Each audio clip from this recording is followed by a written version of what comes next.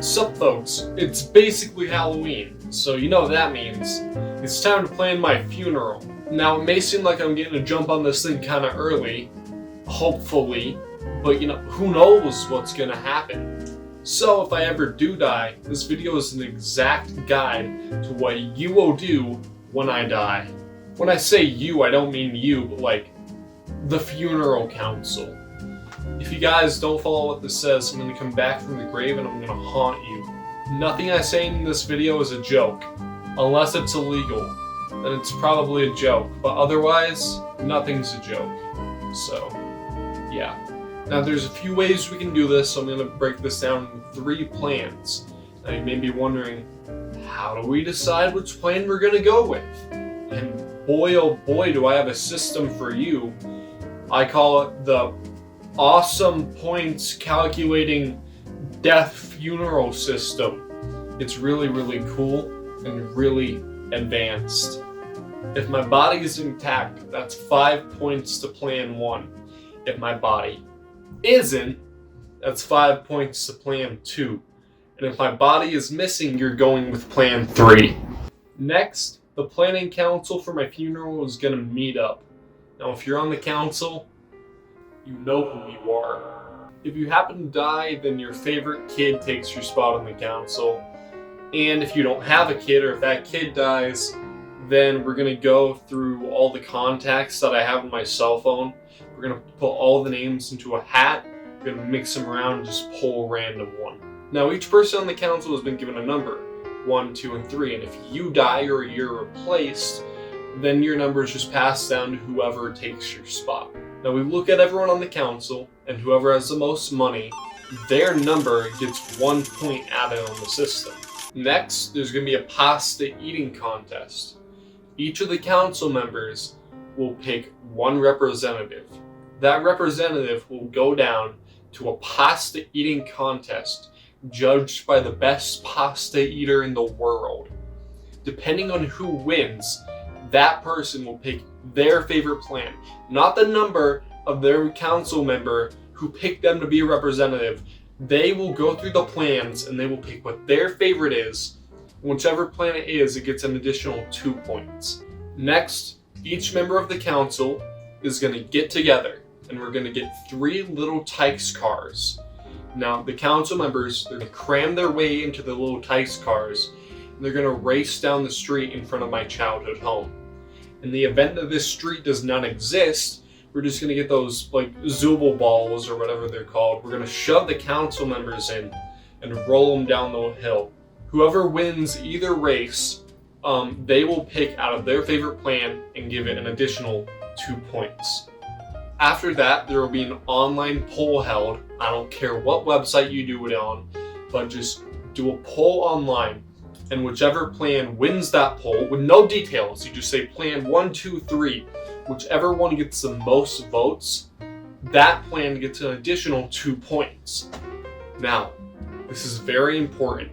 You're going to track down the oldest and wisest and most closely related family member that I have. You are going to show that family member this video in detail. You will go over every step of every plan.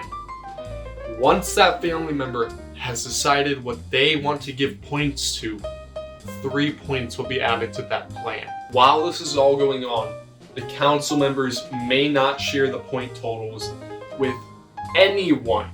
No one is allowed to know until after the funeral. If any of the council members break this rule, then screw you guys. You're going to get one of those big wheels and you're just going to spin it and you're going to go with whatever plan it lands on. Because you guys can't be trusted with nice things. Putting all this work into the system. Alright, now we know how the system works, so what happens with each of the plans? Well, if you pick plan 1 and my body is disfigured in some way, that really sucks for you guys. I mean, not going to be my problem. It's going to be just a little bit more horrific. Okay, first things first, buy a big warehouse. Then at the top of that warehouse on the inside, I want you to install a railing system. Then get a robotic puppeteer. It needs to be a big robotic puppeteer. That's very, very important. Then build a false ceiling underneath the rail system, and it needs to be retractable. It's very, very, very important. You need to be able to stand up on the false ceiling. It needs to be big enough that a person can stand up. Then you're going to take some chairs, and on each of the chairs you're going to attach a note to the bottom of it. Put the chairs in a semicircle. In the middle and kind of up by the front, you have a basket and like a podium that people can talk on. This very last thing, get a really good set of speakers that can play music super loud. Next, you'll be given a list of 5 people. Those 5 people will be randomly assigned one of 5 tasks. Person number 1 is going to be told to cause as much chaos as possible at the funeral without actually getting caught. If they don't get caught and they cause a little bit of mischief, then they get a root beer flavored sucker. Now person number 2's job is they're going to be told that there is a person at the funeral who is going to be trying to cause a little bit of mischief. And if they figure out who that is, then they should full on tackle them to the ground. And if they do that, then they get a root beer flavored sucker. Person number 3 will be asked to do a small musical number in my memory. When they come up to the stand, they will begin to sing Amish Paradise, a cappella. They will sing it 3 times in a row. After the 3rd time, they will go like they are walking off of the podium. But then, they will turn around and go up and sing it a 4th time. Persons number 4 and 5 will be in a constant game of rock, paper, scissors the entire funeral.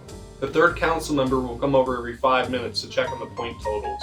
But whoever wins the game doesn't have to clean up the funeral, and whoever loses has to clean everything up by themselves. Now for the majority of the funeral, you guys can do whatever you want. Just do the normal funeral stuff, go through it, blah blah blah, I don't care.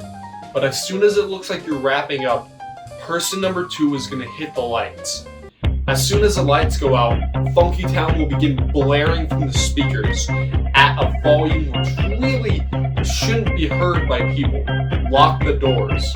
A robotic voice will begin yelling over Funky Town to tell people to check underneath their chairs. When the lights come back on, there'll be black lights instead of normal lights, and then the ceiling will slowly retract. The robotic voice will have stopped, but Funky Town is still going on.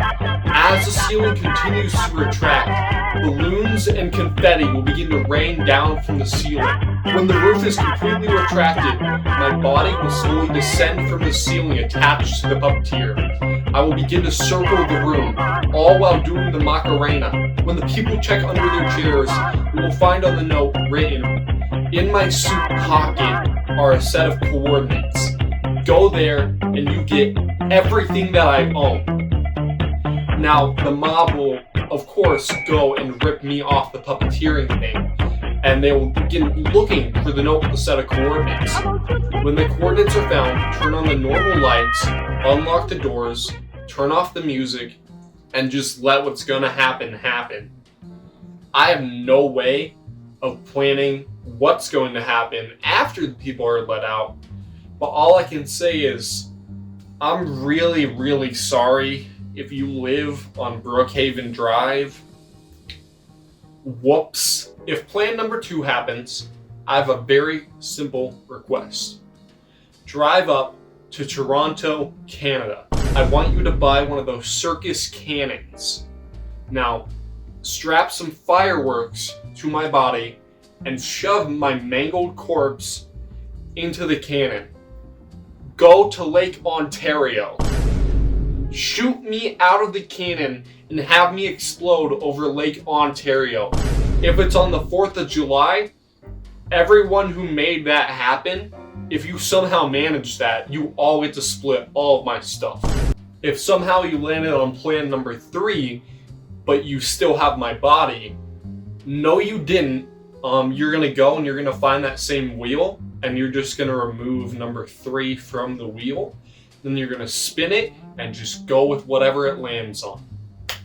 The funeral council, and whoever chooses to go with them, is gonna go on a road trip from Albuquerque, New Mexico to Richlands, North Carolina.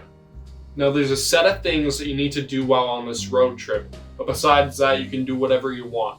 You just need to do these things. You will install one of those crappy car televisions and you'll watch a Goofy movie on that at least once. Bonus points if you also watch an extremely goofy movie. You will visit Los Pollos Hermanos in Albuquerque, New Mexico in real life. You will go to Texas Roadhouse while in Texas. You will go to KFC while in Kentucky. You will go to a stranger on the street and ask them what their favorite musical artist is. Then you will listen to every piece of music by that artist. When you get to Richlands, first things first, you're going to go to Sweet Frog if it's still open. You will buy a swirl flavored frozen yogurt. You will not get vanilla. If you get vanilla, you better watch out. You will go to Piggly Wiggly and you will buy 1 sheet of paper and 1 marker. You will then go to the Richlands Museum. After enjoying your time at the Richlands Museum, you will go to Domino's and you will buy enough pizza for everyone in the group and 1 additional pizza that you won't eat. Then get everyone back in the car and drive to Onslow Beach. If you've done this right, you will arrive at Onslow Beach 4 months and 11 days after my death. You will arrive at sunset, not a moment before and not a moment later. You will go to the beach and you'll take a stroll.